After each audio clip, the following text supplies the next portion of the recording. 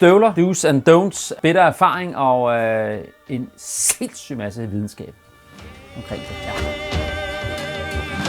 Jeg har selv brugt sindssygt mange timer i vandrestøvler, både i rå terræn i vildmarken og march 100 km på tid blandt andet, har jeg brugt mange år på. Jeg har også haft Danmarksrekorden, men okay, hey! Nej, nu er det ikke det skal handle om. 16 timer og 1 minut, nu kommer jeg til at sige, hvor lang tid det så. Men,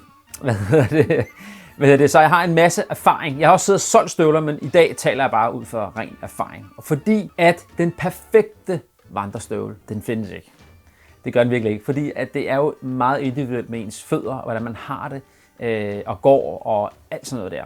Så bare sådan et hurtigt overflyvning, så kan I sgu selv dykke ned i, hvordan, og hvad der er på markedet, for det skal ikke handle om mærker, det skal bare handle lidt om de forskellige slags støvler, der egentlig er. Jeg tager lige nogle støvler frem her. Hvis du skal ud og vandre, du skal på rygsæktur, du skal ud i terræn og gå, jamen så er det jo netop vigtigt at finde ud af, hvad for noget terræn skal jeg gå i, og hvor meget har jeg på ryggen. Fordi begynder vi at rygsæk på ryggen, jamen så vil jeg sige, så begynd at få noget støtte i anklerne. Jeg ved godt, at man også kan gøre det i sko og alt sådan noget, men altså, hvis nu, at du er forholdsvis ny inden for det med vandrestøvler og gå med rygsæk, jamen så få noget, der har noget støtte, noget ankelstøtte. Der findes jo også vandrestøvler og vandresko og vandrestøvler, men her, der handler det lidt om støvler. Og det er en kæmpe jungle. Når man kommer ind i sådan en butik, der er jo tons af forskellige slags støvler og alt muligt forskelligt, man kan vælge imellem. Men der er det ret vigtigt at være fuldstændig skarp i, hvad skal turen handle om, hvad skal jeg bruge det til, for så kan man gå ind og så skære 80% af det, der er på hylderne ned. Det vil sige, jeg skal i vildmarken, og jeg skal have 20 kilo på ryggen. Bum, jamen så skal vi over i det her hjørne og kigge. Er der så meget, man kan... Altså, kan man virkelig dejle den så meget ind? Ja, det kan du godt. Det kan du godt, hvis du skal være helt skarp. Det kan godt være, at sælgeren vil prøve at sælge dig alt muligt andet, men altså... Eller når man skal have så mange penge op af lommen til vandrestøvler, jamen så vil man jo typisk også gerne have, at den skal bruges til rigtig mange ting. Og det er der, det kan blive en lille smule svært. At man også gerne vil have det til almindelige byture, man vil også gerne i skoven bare skubbe til nogle gløder med den, og man vil også gerne vandre i den og sådan noget der. Og det kan man jo egentlig godt, men i virkeligheden, hvis man skal være helt skarp, så har jeg et par til vildmarken, og dem passer jeg på, og når jeg ikke er i vildmarken, så står de renset og klar i skabet, og så har jeg nogle andre, jeg går på tur i, når jeg bare skal i skoven og sådan noget der. Og jeg ved godt, at det kan godt være, at man ikke har råd til det, men altså, hvis det kan lade sig gøre, så vil jeg klart gå efter det. Som sagt, jeg har gået sindssygt mange vandrestøvler, og det hele det her, hvad for noget materiale det skal være i, så findes der jo, sådan en som den her, en ren læderstøvle, som er, kernelæder, og den er læder indeni også, og har en fuldstændig hård sål, en blokmarkstøvle. Altså det er jo en klassisk gammeldags vandrestøvle. Og så er der jo også mange støvler, som den her, nu er lidt voldsom, den er vist nok til isklatring her, men det kunne også være sådan en lille støvlet her, hvor det er lavet af syntetisk materiale. Og så er der den sidste her, som jo også er læder, men indeni er der en membran, og de er vandtætte. Og alt det, jeg har sagt nu, det forvirrer sikkert mere, end det gavner. Så lad os lige hurtigt lave et rul igennem her. Jeg er glad for læder. Lad mig sige sådan, så det er. Det er en læderstøvle. Det er en læder. For lige at nørde det lidt, jeg tror det der kernelæder, det her det er spaltlæder, sådan lidt mere billig læder. Pointen er bare, at skal man have den med membran eller ej? Og hvorfor skal man vælge læder? Altså, og det er jo, jeg kan godt lide læder, fordi så kan man passe på dem. De kan holde ret længe, for du kan jo netop gøre dem ren og give dem voks eller fedt eller klar skosværte. Og det vender vi også lige tilbage til, fordi der er også noget at sige omkring det. De kan fås jo med eller uden membran. Og hvorfor vil man gerne have en membran, og hvad er det? På lige tjek hernede i. Okay, jeg kigger her. Ja, det grå, der er hernede. Ja. Jamen det er jo faktisk det, der i den her støvle er en Gore-Tex-membran. Og det er membranen i sig selv, og den er jo også hernede i. Der er også en grå sok, der er syet ind i. Ja. Og det er det, der er membranen. Okay. Så det er jo simpelthen det, der gør den vandtæt. En vandtæt membran. Nogle vil bare kalde det en Gore-Tex-membran. Der findes også andre membraner, altså mærker. De har jo lidt monopol på markedet, men lad os gå ind i det. Men altså, ellers så er der en membran herinde i. Det betyder jo, at der kan godt trænge vand ind i læderet, men det bliver så stoppet i membranen herinde. Samtidig kan du så ånde den anden vej ud igennem membranen, og så kommer du ud igennem læderet. Saltudtræk kan man nogle gange se, der er sådan lidt. Og hvorfor vil man ikke altid vælge en, der er bare vandtæt? For mit vedkommende, jamen der har jeg sådan nogle fødder, der bliver meget varme, hvis man kender det. Og så kan de bliver altså lidt varmere nede i sådan nogle støvler med membran. Men ellers så siger man, er du i Norden, jamen, så have en membran i, fordi du går rundt i mudder og vand hele tiden. Så, men det jeg som regel helst vælger, det er jo en ganske almindelig vandrestøvle i læder, og herinde i, der er der også læder. Så det vil sige, at den er som udgangspunkt ikke vandtæt. Den kan holde til meget, men så kan jeg jo så behandle den. Så det her, det er sådan lidt old school, det vil sige, at jeg kan behandle gummien her, og jeg kan behandle læderet og få den til at strække sig over lang tid, hvis jeg passer rigtig godt på den. Egentlig skal man finde ud af, hvad passer til min fod, når man nu har fundet ud af terrænet, man skal gå i, og hvilken tur man skal på. Hvad passer til min fod? Hvordan føles det? Sådan en gammel skrøne med, at man skal bare købe nogle numre større. Man skal jo købe den størrelse, der passer en. Hvor fanden kom den skrøne fra?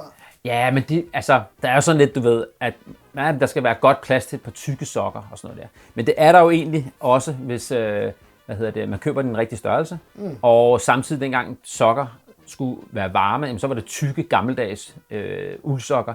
Altså der er teknologien altså indhentet hele det der koncept, kan man sige. Og det kan vi jo kigge lidt på.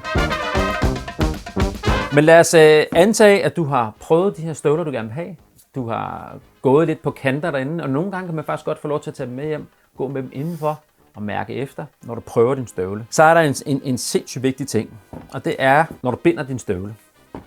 Så typisk i vandrestøvler som dem her, jamen så er der sådan en hook, der sidder her. Og man laver et kryds her, når man binder. Man kan jo binde de her støvler på utallige måder. Men lige ganske kort, så er det jo vigtigt, at man ikke bare binder den lidt løst. Man binder den godt stramt til, og så her låser den jo. Så låser snørebåndene. Og det vil så sige, at jeg laver mit første kryds. Og nu er din hæl fikseret hernede i bagenden. Så det vil så sige, at du er låst tilbage i støvlen, og det der ideen er, hvis du binder den for løst, så glider du frem og tilbage. Og så binder du din støvle ret stram, måske lidt strammere, end du egentlig havde lyst til, kan man sige. Fordi at når man har vandret lidt, så løsner de op.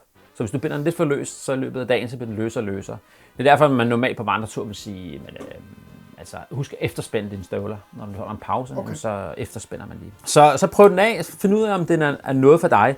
Og det, som man skal virkelig være jagtsom med, det er, at nu tager jeg dine sko op her, men i vandrestøvler, der kommer bare sådan et par papsåler med. Og det er egentlig bare sådan en vejledende lille sål, kan gå i den, som den er. Men normalt så går folk bare altid med den, der er købt med, kan man sige. Og det, som man skulle gøre, hvis man virkelig skulle have noget ud af sin støvle, det er ikke at få lavet en sål, men der findes mange såler, der ligesom du kan få lavet. Nu er det her, jeg ved ikke, man kan nævne nogle navne, men det er super fint. Men det gør jo, at støvlen varer meget længere. Jeg gør det, at jeg skifter den her, den putter jeg over i den næste støvle, jeg skal gå i, og den skifter jeg rundt med, også i mine private sko. Ganske kort, uden at være alt for teknisk, så der gør den presser lige fedtet ind under hælen, ind her, så man bliver lidt mere absorberende, beskytter foden og låser ens fod lidt med tilbage. Og det er bare, der er forskellige mærker og forskellige typer derude, men det gør bare, at din støvle bliver endnu mere lækker at gå i, og støttende og holder meget længere. I stedet for, at du træder din ganske almindelige indkøbte papsål fuldstændig flad. Tror du, at det er svært for folk at ligesom at sige, okay, jeg skal lige måske bruge 1.500 kroner mere på en sål? Tror du, er det? Ja, men det er det jo nok. Altså, og hvis du står i butikken, kan man jo godt føle, at det er sådan lidt mere salg på en eller anden måde. Det er bare godt givet ud, hvis nu du skal på din livstur, så er fødderne alt afgørende. Du kan jo improvisere med alt det andet, du har derhjemme af udstyr. Så gør hellere det, og så investere i nogle støvler. Syntetisk støvle og læderstøvle, fordel og ulempe. Altså, den er nemmere at rengøre. Så kan de vaske den af, og vedligeholdelsesmæssigt er der ikke nødvendigvis rigtig meget at gøre her. Hvorimod du skal gøre dig lidt mere umage med en læderstøvle, og der kan man reparere på en læderstøvle, hvor de syntetiske støvler kan godt være en lille smule besværlige, fordi de er kodet ind, og der er forskellige systemer, som man ikke lige kan røre ved. Men altså, så det er sådan en fordel og ulempe ved det. Jeg har jo altid kørt med læderstøvler, fordi det har fungeret godt for mig, og det er jo det, jeg har fundet af, kan man sige. Og lige præcis denne har været på utallige vildmarksture, men er ved at være godt færdig. Det kan man egentlig se her på gummiet, der er ved at krakelere her, og sålen er ved at tage lidt af. Støvlen er altså heller ikke helt vedligeholdt nu, det beklager jeg, men vi har jo også været på tur. Nej, det er sgu en flot støvle, altså. Det er det. Der er ingen tvivl om, hvis du passer på de her støvler, skal de holde sindssygt længe. Og så kan man se det første tegn på, at man skal begynde at gøre noget andet ved støvlen, ved støvlen. Det er, når den begynder at blive slidt her i hjørnet. Det gør den jo typisk på begge sider. Men så tager den anden op her også. Kan du se, den er endnu værre herovre. Ja, og det er jo egentlig gummiet, der bliver slidt ned. Gerne i den ene side. Og i gamle dage, så gik man til skommeren, og så lavede den en hæleflæk. Det vil sige, at han lavede lige sådan et skævt snit, tog den her af og puttede en ny hæl på. Okay. Det kunne man godt gøre. Men altså, jeg tror, det er samme pris at få skiftet hele sålen, og det kan man jo på sådan nogle læderstøvler her. Der kan du få skiftet hele sålen, så du får en helt ny såle. Og det har jeg jo det har jeg gjort på de her høje her med membran. Så det her, det er 4. gang, jeg har fået lavet helt ny Vibram-sål i den her. Jo. Så det er sorte del hernede. Så det er jo en mulighed, hvis du finder en, der kan lave det. Og så kan du vælge forskellige greb og sådan noget dernede under. Så, men det er 4. gang på den her, og den er også ved at være godt og grundigt slidt. Yes, behandling. Lad os gøre det. Hvis du vasker det, når du kommer hjem, så lad dem lige tørre lidt et varmt sted.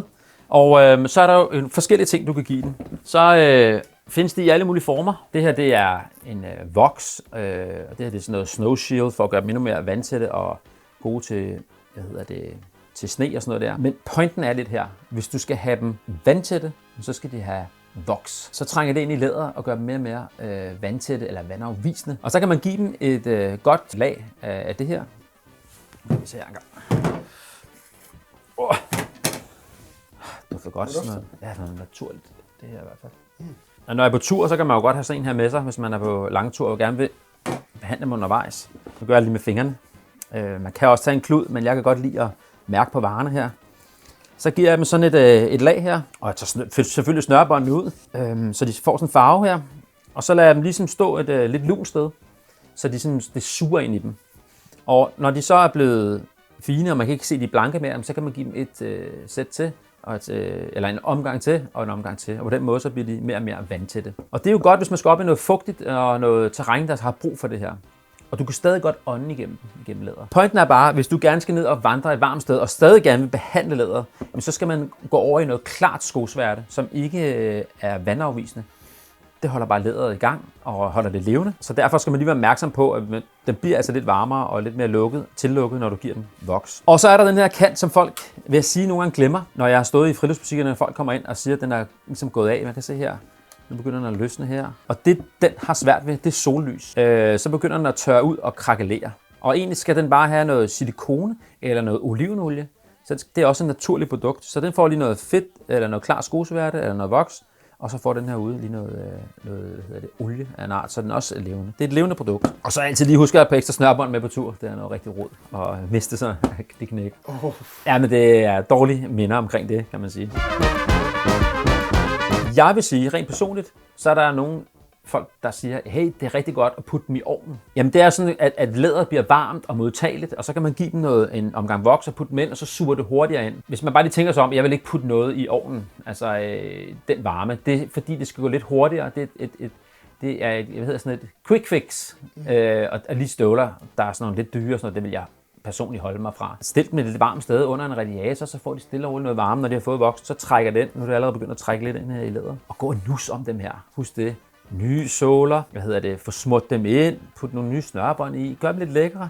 Altså, så kan de sgu holde i mange år. Og når de ikke er gode til vandretur, så er det jo en god bål i skoven. Hyggestøvle, og man ved, kan man sige. Og man kan jo også godt være lidt kredsen med vægt, altså af støvlen.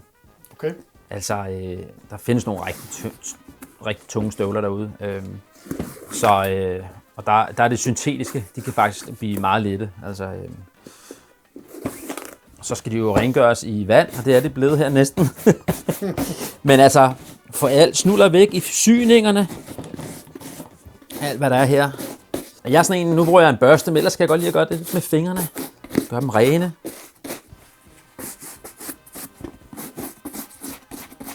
Sådan der.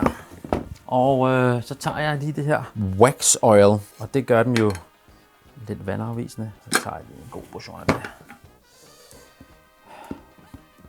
Der er sikkert nogen, der sidder og skriger derude. Det er der. Christian, brug en børste, brug en et eller andet. Men altså, jeg kan godt lide lidt hands on. De skal i airfryeren. De skal i airfryeren, ja, i 20 minutter. Ja. Jamen, jeg sover med dem under sengen. Jamen, det er godt. Jamen, det er fint. Men jeg vil ikke blande mig i, hvordan folk gør det. Jeg siger bare, altså, krammestøvler. Altså, det er man rigtig fix, når man er på tur, jamen, så kunne man egentlig godt gøre det her som sådan en lille ritual hver aften. Altså, så lige, jeg ved, at min kæreste, hun er meget nøjsom og har voks med. Og vil du sige, at dine sko nok er det sådan lidt mere prylet end hendes, eller hvad? Ja, de lever et hårdt liv. Det gør det. De lever et hårdt liv. Men altså, det er et vigtigt stykke værktøj at have med på tur, ikke? Sådan, nu bliver det lige kørt lidt ind. Så det var den hurtige version bare, ikke? Ja. Så kan man lade den her stå og tørre lidt, og så give den en omgang til. Og tørre lidt og give den en omgang til. Og så lige til sidst, give det her ude noget olie eller noget silikone. Og så er de klar til tur. Mange af mine ture, altså de er ekstremt våde. Og der går jeg typisk med vand i støvlerne hver dag. Jeg går i seng med vand i støvlerne, jeg står op med vand i støvlerne. Nej. Det kan det godt være i 10 dage, for eksempel. Og det er sådan lidt nedgraderende. Men det er også svært på tur at få tørre støvler hver aften, hvis nu du går i 10 dages fuld regn. Og så må man bare acceptere at have lidt våde fødder i løbet af dagen. Men altså, jeg har nogle totalt uortodokse metoder, som jeg lige kan vise her, hvordan man kan tørre sine støvler. Det er slet ikke noget, I har hørt fra mig, kan man sige. Okay. Men altså, jeg kan sgu lige lægge et lille klip op. Jeg har nogle videoer af, hvordan vi tørrer det i Alaska. Men altså, lad os sige, at man har gået i 6 dage med våde støvler, så vil man gøre alt for bare en morgen. Tag et par rene, tørre, bløde sokker på, og poppe ned en støvle, der er tør, og så bare gå 4 timer i himlen, indtil det begynder at blive sjaskvåde igen. Og det er ikke fordi støvlen ikke er vandtæt, de bliver våde, det er fordi vi går i vand til knæene, altså i meget harsk terræn. Men det vi gør, det kan I se på en lille video her, men et lille klip jeg kan sende ind. Men altså vi stiller støvlerne, og så herinde i bunden, der stiller vi et lille fyrfadslys. Okay! Så stiller vi her, og der kan man regne ud, man kan jo have hånden over et fyrfadslys lige her, og det passer med snuden. Og så ligger det inde, og så er det 2 timer med lys i. Og så ligger de, så er der en, der observerer alle støvlerne med lys i. Og så bliver det tørre ret hurtigt. Okay. Ja, og så står de og ryger. Jeg har nogle fantastiske klip af det, og og det er ikke særlig godt, hvis man har membran i. Det er generelt bare en rigtig dårlig idé. Men hey, hvis du er på tur for kamppresset, og efter 6. dag, og du ved, du har måske 6 dage nu, så er det altså uvurderligt lige at få sådan noget. Så får man lidt støvlens kvalitet. Jeg synes, det er fucking sjovt, du siger, jeg har et råd, men du har det ikke for mig. Ja. Og hvis du gør det, det er faktisk noget lort. Men altså, hey, det virker. En anden ting er det lidt fugtigt? Fordi der er jo faktisk skumgummibelægning herinde imellem inderlæder og yderlæder. Og det kan man jo sådan presse vandet ud af. Og så kan man tage sin drikkedunk, som jeg kan lige tage den her, og putte kogende vand i, og inden du putter den i soveposen, så kan man også lade dem stå her, så får de lidt varme indvendigt i det kogende vand der i. Det er også den måde, kan du faktisk i princippet også tørre dine vandresokker med, altså lige putte dem ud over den her. Og så tørre sokkerne med varme i dem her. Okay. Også lige den røvermetode. Men ellers så den mest effektive, hvis de bare lige er lidt fugtige og har brug for noget kærlighed, så tager jeg og offer en helt ny uldsok. Det her det er en ren uldsok. Det er nok sådan en lejersok, som jeg vil have på vinterfjeld, eller have på almindelige ture, når jeg skulle i seng i posen. Så offer jeg dem, går med dem i et par timer, og så er de så kraftige, at den bliver tørret indenfra og ud. Og det fungerer ret godt. Okay. Ja, så går 2 timer med den her, tager sokken ud, tager nogle andre vandresokker i, tager dem med ind under armen eller ind på kroppen, så tørrer de, og så kan jeg gå dem tørre i løbet af en dag. Det kan man altså også godt gøre. Ærligt talt, hvis du skal vælge din støvle, find ud af, hvad du skal bruge det til først og fremmest. Jeg skal gå i vildmarken med 20 kg på ryggen, gå ind og sige det i butikken, så kan man bevæge sig over i det hjørne, hvor de støvler er. Derfra find ud af noget, der passer dig, føles rart, få gået lidt skævt med dem, få bundet dem ordentligt godt fast. Og så er det altså, hvis du hele tiden går og mærker dine støvler, så er der noget galt. Hvis du glemmer lidt, du har dem på, så er det perfekt. Noget af det, der er hamrende vigtigt, og man ikke rigtig kan komme udenom, det er sokker. Og igen, det er meget individuelt. Du må nødt til at gå ud og prøve, hvad der er derude. For så lytter du til den ene, og så lytter du til den anden, og den tredje, og i butikken skal de sælge dig noget bestemt, så jeg vil bare sige, uldsok, der har du svaret. Nogen vil nok tænke, at uld det krasser, men der er jo marineuld, der er alt muligt lækkert. Uld har jo den fordel, som jeg har her. En masse lækker, og de er vasket. Måske ikke lige den midterste, kan jeg godt dufte. Lad den ikke. Nå, men altså, hey, uldsokker. Jeg vil ikke snakke om mærker lige nu, men altså, uldsokker har klart den fordel, at det transporterer sved væk i dampform. Og det kan støvlen jo godt lide. Om der er læder inde i, så kan den få komme af med dampen. Er det en membran, så er den helt vild med damp. Syntetisk materiale transporterer lidt sveden væk i væskeform, og man skal bare lige være opmærksom på, hvordan det egentlig fungerer. Sådan en god uldsok, der findes forskellige tykkelser og idéer og sådan noget, men det er godt med uldsokker, der ligesom har, nu stikker jeg sgu lige her, der har lidt padding, tror jeg man kalder det, man kan se det her, der lige støtter lidt i hælen og under fødderne. Det er frottélykker, og frottélykker, det har jo en støttende effekt, og det har også det, at det skaber lidt afstand og ligesom holder varmen. Og heroppe, der er jo bare almindelig tynd sok. River der ud af, at der er nogle mærker, der er helt på front i øjeblikket. Og altså, jeg har engang købt mig på uldsokker, og jeg er aldrig gået tilbage. Det er vi i hele familien. Så alle har uldsokker på, de er dyre. Men så har vi 4-5 par, og det har vi til et helt år, og så går vi og vasker og passer på dem. Jeg vil bare sige en ting, det du skal holde dig langt væk fra, nu kommer gyserordet, det er bomuld. Hold dig langt væk fra bomuld. Altså, bomuld, det er jo det der, man kan lige få 200 par for 20 kroner i Føtex eller sådan noget. Et par sorte mandesokker, ikke? Og altså, prøv at høre, det er jo fint nok i løbet af en hverdag, men bomuld har den irriterende effekt, ligesom at have en bomulds t-shirt på. Det holder en klam, det vil sige, du kommer ikke af med noget, den er bare våd og fugtig, og det kan måske lige holde ud på overkroppen, men på tæerne, som er i hårdt arbejde inde i en støvle, det er no-go, så hold dig for det. Altså selve uldsokken her har jo også en anden sindssygt vigtig effekt, ligesom en almindelig marineulds t-shirt eller en trøje, det er jo, at det ikke optager så meget lugt. Du kan egentlig have det på i flere dage i streg. Og du er ikke i tvivl om, hvis du har en med noget bomuld eller sådan noget der, om aftenen, når du tager den af, det stinker. Altså, altid prioritere at have tørre, dejlige fødder. Jeg ved godt, du kan vandre en hel dag, og så om aftenen, så lad være at blive i støvlen. Få den af, få luft til fødderne, for jeg lover dig, de krymper fuldstændig sammen, og dårlige fødder næste morgen, jamen altså, det er simpelthen noget møg. Virkelig kræs om dine fødder, tør dem, smør dem ind, talkum, gør hvad der skal til. Det eneste, du skal passe på op til en vandretur, det er, lad være at klippe dine negle helt ned. Altså, hvis begynder du at vandre, og så går kødet op, så får du sådan en indbagt negl. Taler erfaring. Det er ikke særlig lækkert, kan jeg bare sige. Og det er noget rigtig møg at komme af med igen. Sådan en indbagt negl hedder det. Indgroet negl hedder det. Indbagt negl. Fuck for ulækkert. Fuck, hvor klamt, mand, Christian. Støvler af, de klamme sokker af, hvis de er våde. Hop i et par tykke, lækre sokker, og ned i et par crocs, når du vandretur. Altså, det fungerer. Altså, det er nødvendigvis ikke. Det er ikke billigt. De er dyre sådan nogle her. Jeg tror sådan nogle gode uldsokker koster 250, tror jeg. Ja, det gør det altså. Men altså, det er sindssygt godt givet ud. Så et par ordentlige sokker, vandresokker, og så den helt rigtige støvle. Det er noget, du virkelig skal begynde at dykke ned i, hvis du vil lære dig selv at kende og vil ud på eventyr. Like og subscribe. Vi ses.